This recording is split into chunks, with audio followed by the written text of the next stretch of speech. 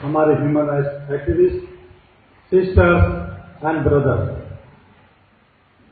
आप सभी तेलुगु बोलते हैं, बहुत मीठा भाषा है, मुझे बहुत अच्छा लगता है, थोड़ा समझता भी हूं लेकिन बोल नहीं पाता। हमारे जजेस और जो हमारे लर्नेड स्पीकर्स हैं वो आपसे अंग्रेजी में बात करेंगे। मैं अंग्रेजी में बात इसलिए नहीं कर रहा क्योंकि मैं भारत के विभिन्न राज्यों में और बाहर विदेशों में गया। अंग्रेजी अंतर्राष्ट्रीय इंटरनेशनल लैंग्वेज नहीं है, ये ब्रिटिश लैंग्वेज है और ब्रिटिश लैंग्वेज के खिलाफ मैं हूं। हमने 195 ईयर्स गुलामी ब्रिटिश के राज में रहा, इसलिए उन्हें ज्यादा बढ़ावा देने की हम जरूरत महसूस नहीं करते। आज हिंदुस्तान में कोई नेशनल लैंग्वेज नहीं है, इसलिए जो आपको आता है, जो आपकी मदर टंग है, जो आपका रीजनल लैंग्वेज है, वही आपका भाषा है, उसी में आप काम करते हैं और उसी से ये हमारा देश चल रहा है।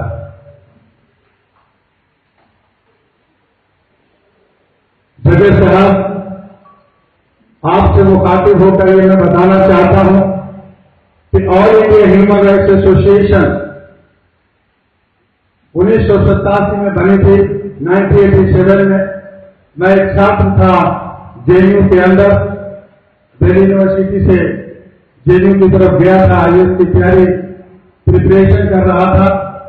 तब हमारे Giani Zail Singh, president of India, justice T U Mehta, justice P N Bhagwati, justice Venkatachaliah, justice Ranganath Mishra, justice P N Bhagwati और ऐसे बहुत सारे, जस्टिस एस कुरैशी, इन सारे लोगों ने मिलकर इस प्लेटफॉर्म का निर्माण किया था, इसे बनाया था।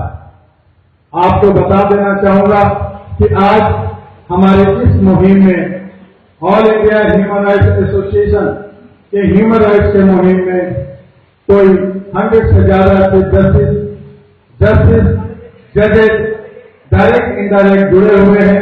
कोई 1700 से ज्यादा हमारे एडवोकेट्स और कोई 1600 से ज्यादा हमारे जर्नलिस्ट भाई जिसके साथ जुड़े हुए हैं। हमारे डॉक्टर, इंजीनियर, लॉ और बिजनेस के लोग, सीबीआई के डायरेक्टर, ये सभी लोग जब रिटायरमेंट लेते हैं तो वो हमारे साथ आकर कंधे से कंधे जुड़ जाते हैं और इस तरह से भारत के 32 स्टेट के अंदर हम लोग 2 लाख से ज्यादा पेड मेंबर्स हैं जिन्होंने पैसे देकर के मेंबरशिप लिया है। किसी पॉलिटिशियन की तरह नहीं कि 5 लाख मेंबर है, 10 लाख मेंबर है, वो किस तरह से बने हैं वो जाने। लेकिन हमारे ये जो मेंबर्स हैं उन्होंने पैसे देकर के जुड़े हुए हैं। 500 to 10,000 लाइफ मेंबर हमारे यहाँ 10,000 है और 500 हमारी जनरल मेंबरशिप फीस है, जिससे हमें हर साल रिन्यूअल भी करना होता है। इस तरह से 32 राज्यों में, 32 राज्यों में 525 सेंटर से हम लोग काम कर रहे हैं और इंडिया से बाहर 11 देशों में हम लोग काम कर रहे हैं। आज यूनाइटेड नेशन का वर्किंग कमेटी इकोसोक का अहरा all India human rights association member है, उसके साथ एसोसिएट है और हर साल उनके कार्यक्रमों में हम लोग भाग लेते हैं, हिस्सा लेते हैं। मुझे यूनाइटेड नेशन के कार्यक्रम में मैक्सिको, न्यूयॉर्क, लंदन और पेरिस जाने का मौका मिला। इस साल दोबारा न्यूयॉर्क में फंक्शन है अगस्त में और अगस्त में हमारे डेलीगेट वहां जाएंगे। हो सकता है मैं भी उसमें शरीक हूं। All India human rights association के बारे में पहले इसलिए बताना जरूरी होता है क्योंकि मेरे कंधे पे पूरे भारत का भार है। एक राष्ट्रीय अध्यक्ष होने के नाते, हालांकि मैं अपने को राष्ट्रीय अध्यक्ष नहीं कहता, मैं सिर्फ एरा का एक मैनेजर, एक कार्यकर्ता, एक मेंबर करता हूं और इसी तरह से हमने अशोक जी को भी कहा कि आप एक एरा के सिपाही हैं, आप साउथ इंडिया के जितने भी हमारे सेंटर्स हैं उनकी देख रेख करें, उनको गाइड करें। हमें इस बात का कभी भी ऐसा ललक या ऐसी लालच नहीं होता कि मैं चेयरमैन बनूं, मैं प्रेसिडेंट बनूं। बहुत सारे हमारे साथी जो भटक जाते हैं और वो गलत रास्तों की तरफ चले जाते हैं। उन्हें लगता है कि चेयरमैन बनने से उनका कद ऊंचा होगा। उन्हें मैं बताना चाहूंगा कि हम लोग एक सिपाही हैं, जो हम लोग अमन और शांति के लिए, हम लोग पीस, लव, ब्रदरहुड के लिए, नेशनल इंटीग्रेशन के लिए काम करते हैं, without any caste, without any reason, without any boundary.